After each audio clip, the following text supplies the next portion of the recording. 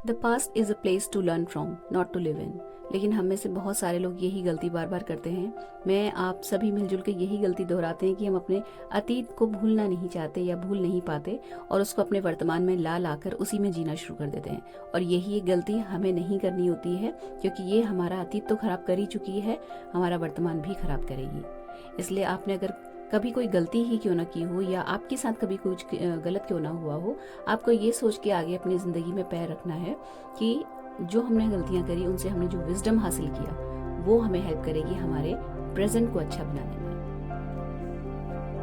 जय गणेश दोस्तों, कैसे हैं आप सभी लोग। एक बार फिर से सभी का बहुत बहुत आभार और धन्यवाद कि आप लोग फिर से आए हैं अपना समय निकाल के मेरा ब्लॉग देखने के लिए। तो चलिए शुरू कर लेते हैं आज का वीडियो। तो ये सुबह सुबह जो जद्दोजहद आप देख रहे हो ना, ये हो रही है दही जमाने की। दही जो है रात को जमाया था, जो कि खराब हो गया, मतलब खराब नहीं, जम नहीं पाया। और अभी जब मैं मॉर्निंग में उसे देख रही थी, चेक कर रही थी, तो ये हिल रहा था, यानी कि दही अच्छे से जमा नहीं था। तो ये एक ट्रिक है जो मैं अक्सर आजमाती हूँ, क्योंकि विंटर्स में अक्सर दही ना खराब हो जाता है, मतलब नहीं जम पाता है। तो जिस कैसरोल में आप जमा रहे हो या आप कैसरोल में नहीं भी जमा रहे हो, तो अपना जो दही है जो कि नहीं जम पाया था, उस बोल को एक बड़े कैसरोल में रखिए और उस कैसरोल में खौलता हुआ पानी डालिए।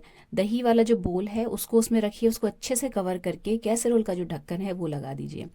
और उसके बाद इसको जहाँ पे भी आप रखते हो, जहाँ पे इसको कोई हिलाए ना या छुए ना, ऐसी जगह में इस कैसरोल को उठा के रख दीजिए। और मैं तो प्रिकॉशनरी क्या करती हूँ कि कैसरोल के ऊपर भी एक कोई मोटा टॉवल वगैरह डाल देती हूँ, क्योंकि बेसिकली जो टेम्परेचर में गिरावट आई है वो ही एक वजह होती है जो दही को जमने से रोकती है। और अक्सर ऐसा होता है कि हम लोग दही जमा के बैठते हैं और जब हम देखते हैं कि दही नहीं जमी है तो बड़ा डिसअपॉइंटमेंट होता है, फिर वो दूध खराब ना जाए उसके लिए ये ट्रिक जो है ये मैंने आजमाई और ये काम करती है। आप इसको एज इट इज रख दीजिए और 4-5 घंटे तक मत हाथ लगाइए, क्योंकि मौसम ऐसा है कि आप उसको जल्दी हाथ नहीं लगा सकते। और उसके बाद आप देखेंगे तो दही बिल्कुल आपको जमा हुआ मिलेगा। मैं आपको आगे ब्लॉग में दिखाऊंगी कि कैसे ये वाला दही जम गया था। फेस पैक बना के मैंने रेडी कर लिया है, हल्दी बेसन वाला, जो कई बार मैं आपके साथ शेयर कर चुकी हूँ, उसको मैंने लगाया और आ गई हूँ मैं यहाँ पे अपना लॉन्ड्री का काम करने के लिए। तो कंबल धुल रहा है आज, एक जो लोड है वो धुल चुका है और ये कंबल भी पूरा का पूरा जो है वो घूम चुका है। अब मैं इसको इसी जो वॉश टब है इसी में रिंस करती हूँ, स्पिन टब में नहीं डालती। यहीं पे इसको 3 से 4 बार पानी बदल बदल के इसको धो लेती हूँ। और जब इसका जो पानी साफ सुथरा आने लगता है उसके बाद इसको फिर स्पिन टब में मैं स्पिन करने के लिए रख देती हूँ। अभी जस्ट पोछा लगाया है। और लास्ट नाइट हम लोग को लेट हो गया था कहीं से आने में, इसलिए आज वॉक पे नहीं गई थी मैं। तो लेट उठी हूँ तो सीधे उठिए पहले लोड लगाया, उसके बाद दही चेक किया तो इसका काम किया सही, और फिर अपना फेस पैक बनाया, चेहरा धो के फेस पैक लगा लिया है। और अब जो है पोछा वगैरह लगा के हमने एक चाय पी और किचन का जो काम है वो करने के लिए मैं आ गई हूँ। ये वो कैसरोल है जिसको मैंने टॉवल से ढक के रखा हुआ है। लंच के लिए मैंने प्याज के पत्ते निकाल के रखे हुए हैं और इसकी एक रेसिपी बनेगी जो कि अक्सर ठंड में मैं बनाती हूँ, मतलब जब ये प्याज के पत्ते और दूसरी हरी सब्जियाँ शुरू हो जाती हैं उस तब। तो बस इनको थोड़ा सा छांटना था, भीनना था, इनकी जो प्याज ये जो जड़ है उसको कट करके अलग करना है। और उसके बाद बनाएंगे प्याज के पत्तों की बिल्कुल डिफरेंट सी रेसिपी जो शायद आपने कभी नहीं खाई होगी। बहुत अच्छी लगती है, बहुत हेल्दी भी है।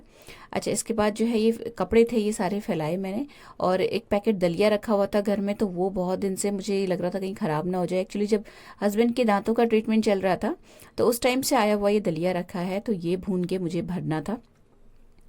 तो इसको भून लूंगी ना, तो यहाँ पे खड़े खड़े फिर मैं बैठ नहीं सकती थी, क्योंकि दलिया साइड में भून रहा था। तो 1 चम्मच देसी घी डाला है मैंने कढ़ाई में और ये दलिया का जो पैकेट था वो पलट दिया। अब ये जो प्याज के पत्ते हैं इसको देखिए इस तरीके से, जो ये इनमें जो प्याज लगा हुआ है ना, जो जड़ में जो प्याज है उसको पहले कट करके अलग कर लिया है। उसके बाद जो ये बाहर से एक छिलका सा रहता है ना, उसको रिमूव कर लेना है। और उसके बाद जो प्याज के पत्ते थे उनको मैंने पानी में डिप करके छोड़ दिया। तो ये जब दलिया की कढ़ाई, मतलब दलिया दलिया भुन गया, तो इस कढ़ाई को मैंने बाहर टेबल में ठंडा होने के लिए रख दिया। और फिर ये जो प्याज के पत्ते थे इनको वॉश कर लिया। तो बस लोहे की कढ़ाई ली है, सरसों का तेल डाला है उसमें, और ये जो प्याज के पत्ते हैं इनको फाइन फाइन कट करेंगे। तो अगर ये ज़्यादा होते हैं तो यहाँ पे इसी की सब्जी बन जाती है, फिर बाद में जो है इसी के ऊपर मैं उसका जो ग्रेवी है दोपहर के लंच के लिए वो बना लेती हूँ। तो ये जो प्याज के पत्ते थे ये ज़्यादा थे और इसी का जो है ब्रेकफास्ट के लिए सब्जी बनेगी। तो पहले इनको कट कर लिया है और इसमें थोड़े से आलू भी जाएंगे। तो लास्ट डे के बॉईल किए हुए आलू भी रखे हुए हैं और वो जो आलू हैं वो इसमें मैं डाल दूंगी। यहाँ पे कच्चे आलू भी डाल सकते हैं, लेकिन अगर मेरे पास उबले हुए थे तो मैंने उबले ही डाले, अदरवाइज कच्चे भी मतलब डाले जा सकते हैं यहाँ पे। तो जीरा और हींग डाल दिया उसमें तेल में। और एक्चुअली मैंने यहाँ पे ना 1 चम्मच घी लिया हुआ है, जिसकी वजह से इसमें हल्का हल्का सा आपको झाग सा दिख रहा होगा। तो जब ये जीरा तड़क जाए तो एक कटे हुए जो प्याज के पत्ते हैं वो डाल दिए जाएंगे। इसके बाद इसमें जाएगा नमक और हल्दी और मिर्च। तो यहाँ पे इसकी जो सूखी सब्जी है वो थोड़ा सा जब ये पक जाएगा पत्ता, तब मैं निकाल लूँगी। और आटा लग गया था साइड में, तो फिर इसी के साथ हम लोग रोटी और पराठे अभी ब्रेकफास्ट में खा लेंगे। और थोड़ा सा जो प्याज का भुनी हुई जो सब्जी टाइप की है उसको कढ़ाई में ही छोड़ दूँगी, और उसमें फिर आटे का जो घोल सा होता है वो डाल के इसमें, और टमाटर का मसाला बना के इसमें डाला जाता है। और उसके बाद जो है ये दोपहर के लंच के लिए इसका एक ग्रेवी तैयार हो जाएगा। तो इस तरीके से ये एक पंथ दो काज वाली रेसिपी है। तो ये जो आलू उबले हुए रखे थे पहले ये डाले इसमें मैंने, थोड़ा सा प्याज के पत्तों को एक बार ढक के मैंने पका लिया, और जब खोल के इसको हिलाने के लिए मतलब ढक्कन खोला तब इसमें मैंने आलू ऐड किए हैं। इसको धीमी आंच में पकने के लिए छोड़ दिया। और इधर जो है ये अपने टमाटर जो थे वो ग्रेट कर लिए। तो इसमें टमाटर जो है ना वो थोड़े ज़्यादा अच्छे लगते हैं, थोड़ा सा खट्टा खट्टा सा ये जो है इसका जो सब्जी है वो अच्छी लगती है इसमें। तो टमाटर ग्रेट करके रखे मैंने, और इधर रोटी फटाफट से रोटी और पराठे जो है सिक जाएंगे मेरे। तो रोटी पराठे सेक के साइड करने तक जो है ये ग्रेवी में उबाल आ गया था। तो इसमें बस बाद में अब ये डाल दिया जाएगा टमाटर जो ग्रेट करके रखा था वो, और इसको थोड़ी देर के लिए पकाएंगे जिससे कि टमाटर जो अच्छे से पक जाए। साइड में चावल धो के भी मैंने चढ़ा दिए हैं। तो बहुत शॉर्टकट में मैं आपको दिखा रही हूँ आज। और जो है मतलब पूजा वूजा सब कुछ मैं इस वक्त तक कर चुकी थी। तो ये इसमें एक उबाला आएगा, मतलब क्योंकि हमने इसमें आटा घोल के डाला हुआ था ना, तो थोड़ा सा लम्स बनने का डर रहता है, तो इसको ध्यान देना पड़ता है। जब तक उबाल ना आ जाए तब तक उसको हिलाओ, और उसके बाद फिर धीमी आंच में पकने के लिए छोड़ दें।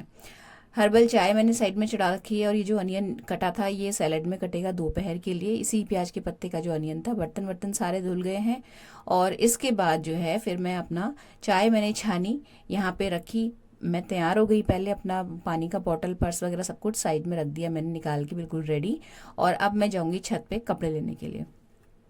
तो कपड़े तो ऐसे बहुत ज़्यादा नहीं थे, लेकिन जो कंबल था वो मुझे धोना था, क्योंकि मतलब वो पड़ा हुआ था बहुत दिन से और धुल नहीं पा रहा था। तो इस चक्कर में मैंने मशीन लगाई, नहीं तो मैं शायद आज मशीन नहीं भी लगाती। क्योंकि अगर मैं एक अगले दिन का वेट करती ना कपड़ों के लिए तो फिर कपड़े भी ज़्यादा हो जाते फिर, और फिर कंबल अलग से लोड लगाना पड़ता है इसका। तो अभी मैंने सिर्फ एक लोड कपड़े धोए हैं, और फिर उसके बाद मैंने कंबल डाल दिया था। तो ये कपड़े ला के मैंने यहाँ पे रख दिए। इसके बाद बैठ के यहीं पर अपनी जो चाय है वो पी, और ये कपड़ों को फोल्ड किया। फिर मैं चली गई थी शॉप पे, और जब आई आके बस खाने वाने का थोड़ा बहुत काम किया है, और चेंज करके यहाँ पे मैं आ गई हूँ किचन में। तो अभी फिलहाल ना मैंने लंच के सारे काम निपटा लिया है, बर्तन वर्तन सब कुछ मैं धो चुकी हूँ। किचन की गैस जो है साफ कर ली है मैंने, बचा हुआ खाना छोटे बोल्स में ट्रांसफ़र कर दिया है। अब मैं आपको दिखाती हूँ दही जो मैंने मॉर्निंग में पानी डाल के छोड़ा था, तो उसका मैं आपको अभी दिखाती हूँ कि ये कैसे मतलब कितना अच्छे से जम जाता है। और इसका जो फ्लेवर है ना फ्रेंड्स उसमें भी फ़र्क नहीं आता है। मतलब ऐसा नहीं है कि आपने दही जमाया और उसका बाद में आप फ्लेवर चेंज हो गया कुछ कुछ और। तो ये मैंने रात को जमाया था, मॉर्निंग में मुझे गड़बड़ मिला, नहीं जमा हुआ था, हिल रहा था, पूरा पानी पानी सा हो रहा था दही, मतलब दूध हिल रहा था। तो उसके बाद फिर मैंने इसमें गर्म पानी ऐड करा है, मॉर्निंग की बात बता रही हूँ मैं आपको। और अभी बज रहा है दोपहर का 3:15 के अराउंड टाइम।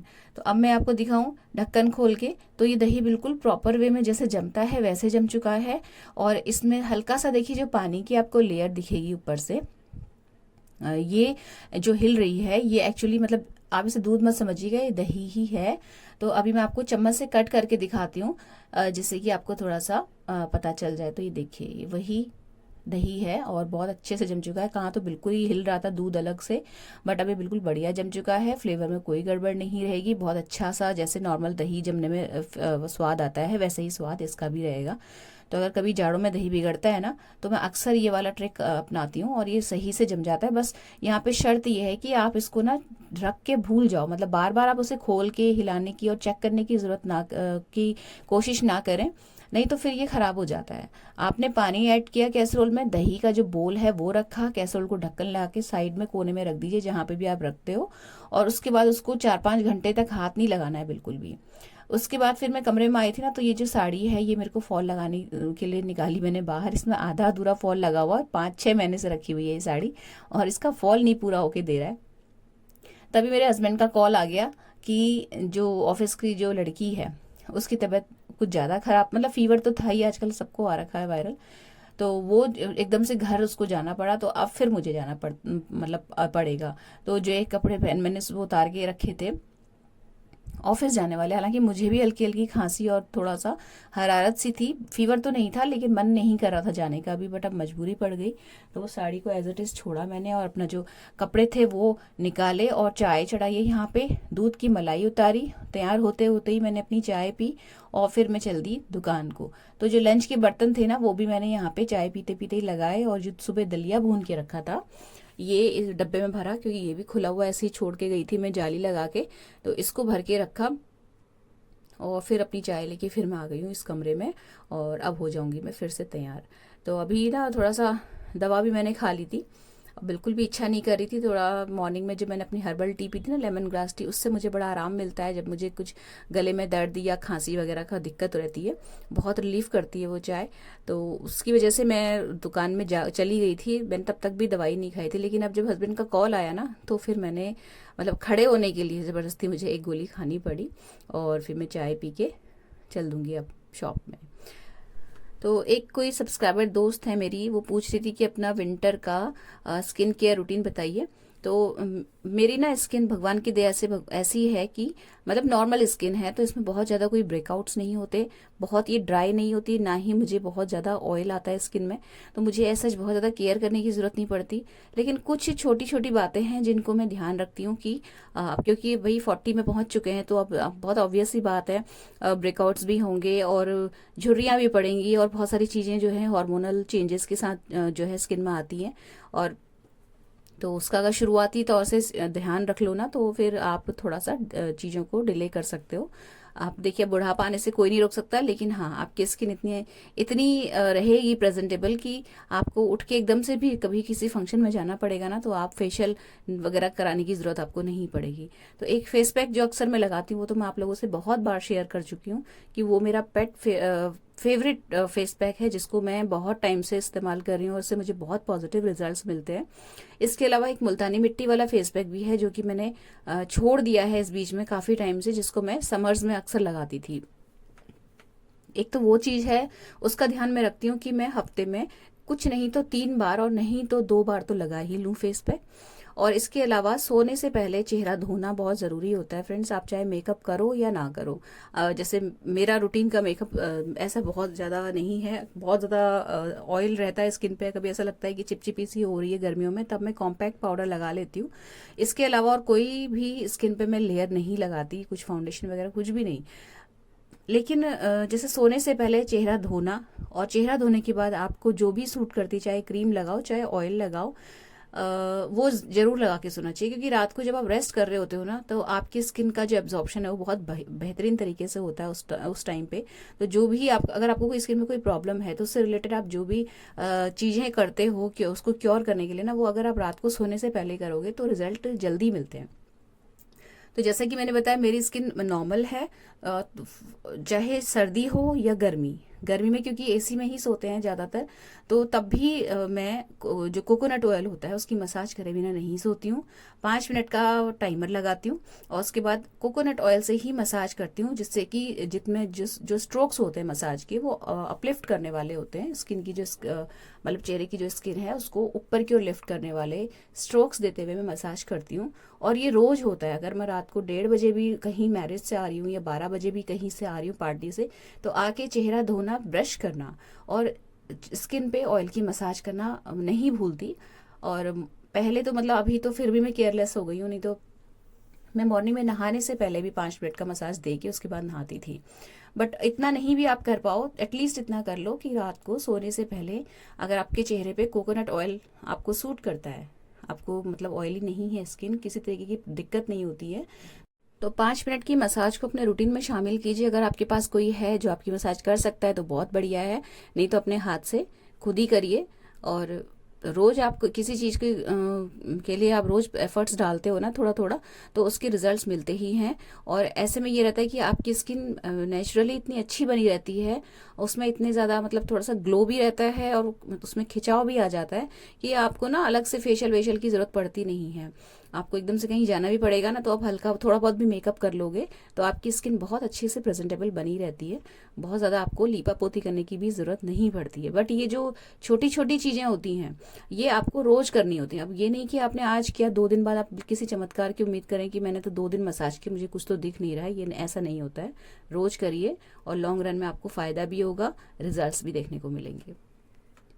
अब मैं आ गई थी दुकान से, तो अब चेंज वगैरह करके अब आपस में अपनी जो बची हुई जो ग्रीन टी होती है ना, मॉर्निंग वाली जो हर्बल टी होती है जो मैं मॉर्निंग में बना के रखती हूँ, वो इस वक्त गर्म करके आ गई हूँ मैं किचन में।